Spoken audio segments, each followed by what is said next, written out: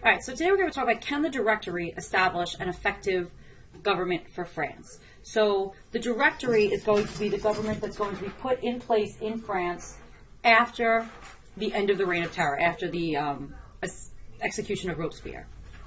So the first question is, what type of government would the people want? Now, the fall of Robespierre really stunned the country. They weren't ready for it. The effects are known as the Thermidorian reaction. So Thermidor is the month. Remember, as the revolution began to become more and more radical, they decided to change all the months of the year. So it's the month of Thermidor, so it's referred to as the Thermidorian reaction.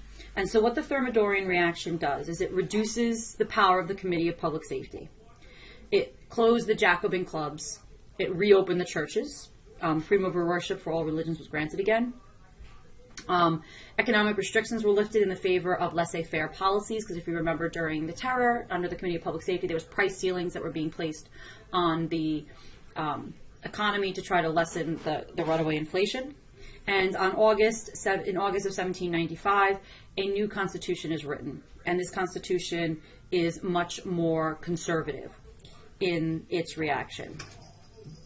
So what is the Directory? So first off, the Directory is a board of 5 members that are making up the executive branch of the French government. So the Paris Commune was outlawed. The law of 22 Prairial was revoked. People involved in the original terror were now attacked. So it's kind of like a backlash in something called the White Terror. The inflation continues. So even though they reinstituted laissez-faire, they were not able to stop the inflation. It's basically the rich bourgeoisie liberals that are going to be controlling France. This was a time period that was known for a great deal of self-indulgence. It's kind of like now that the pressure and fear of the Reign of Terror is gone, people became very frivolous. Wild fashions became the norm. People became very promiscuous. The salons returned. It was known, though, for a revival of Catholicism, though, but just in general, a whole host of political corruption.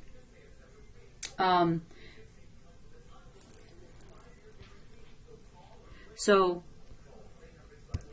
how would the Directory try to fix the problems of the convention?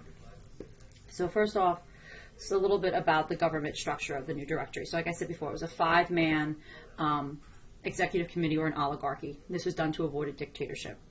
They tried also to avoid the dangers of a one-house legislature. So they set up a Council of 500, which initiates the legislation, a Council of Elders, which was 250 members, married or widowed males over the 40 years of age, and they could accept or reject the legislation.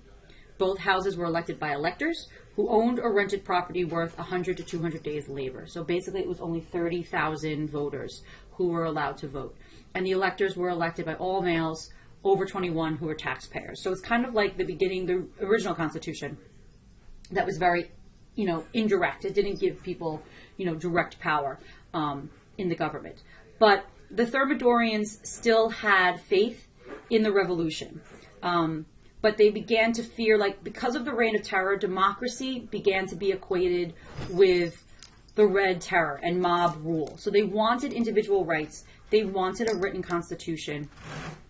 They wanted peace with Spain and Prussia, even though at the time they're also, though, still at war with Great Britain and the Habsburgs.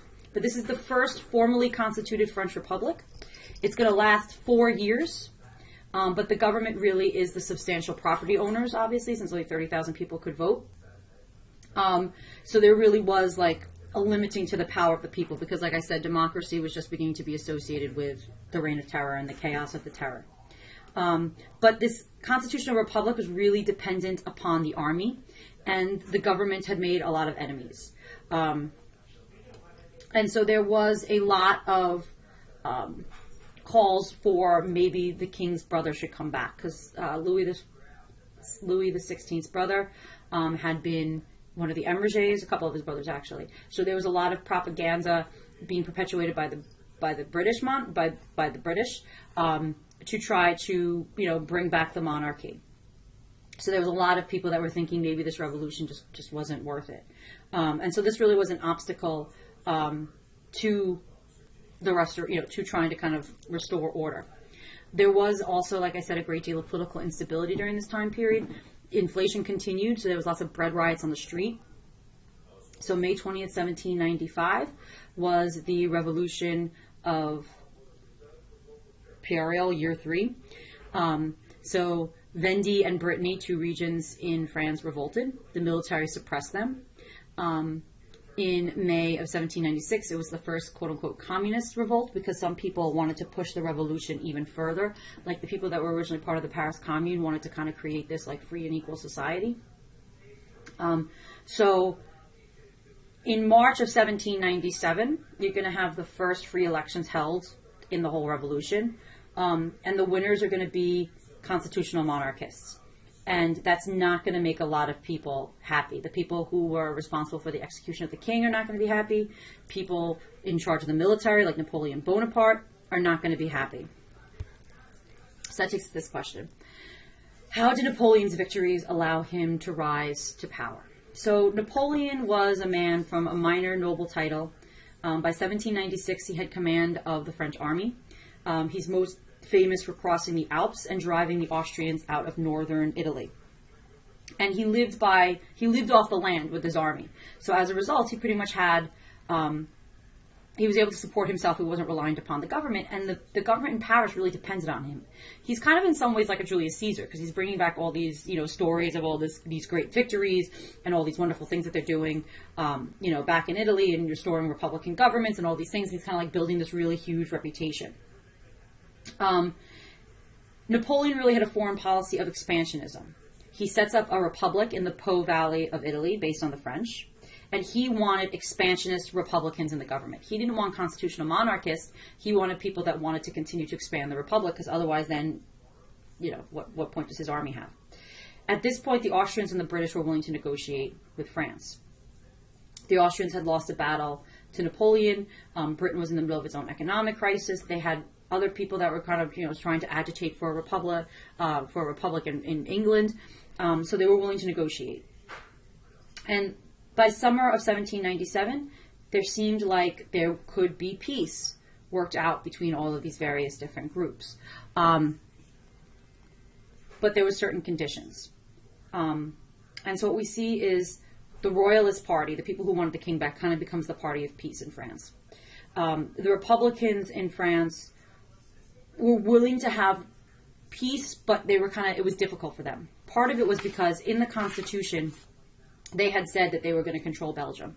And Austria and Britain would never let the French control Belgium. So there was kind of this like conflict over what would happen in regards to Belgium. Also, in September 4th, 1794, there was something called the Coup d'etat of Fructidor. Fructidor is another one of these months of the year. The Directory basically asked help from Napoleon. Napoleon sends one of his generals, and the old Republicans of the convention kind of managed to hold on to power. So it was an attempted coup to overthrow the Directory, and the Directory was able to get help from Napoleon's generals to put the rebellion down. The justification that the Directory had was that they were defending the revolution. They were keeping Louis and the old regime from coming back to power in France. But they essentially violated their own constitution. They squashed their first free election that's been in France since the beginning, and they were basically more and more dependent on the army for power. So really the whole basis of the power of the Directory was coming from the military. So this government, this Fructidorian government as it was known, breaks off negotiations with England and signs what's called the Camp Formio, F-O-R-M-I-O, treaty in October of 1797, October 17, 1797. Austria recognizes the French annexation of Belgium and the right to incorporate the left bank of the Rhine, aka Alsace-Lorraine, and France gets to dominate a particular republic in Italy. Austria is going to annex Venice and mainland Venetia. Venetia is the mainland area around Venice. And so we start to see a Republican movement begin to spread in Italy. Then we're going to see November 9th, 1799. The 18th of Brumaire, like I said in the real world, November 9th, 1799. This is a coup d'etat led by Napoleon, and it is approved by a plebiscite. And Abbé Sieyès, the What is the Third Estate guy, says, confidence from below, but authority from above. So this idea that the Directory was just too corrupt, wasn't doing its job, and there needed to be someone in there who can kind of come in and take charge. And Napoleon was the man that was seen as the person who could come in and take charge. So basically, Napoleon was the one that was helping to prop up the Directory, and then he eventually is going to come in and seize power. And we'll talk about in class how Napoleon actually managed to create his imperial system in France. So the summary for this, and you can see this is a British cartoon about Napoleon's coup in 1799. But the summary is the Directory going to be able to survive as a or why would the Directory not be able to survive, I should say, as a long-term government?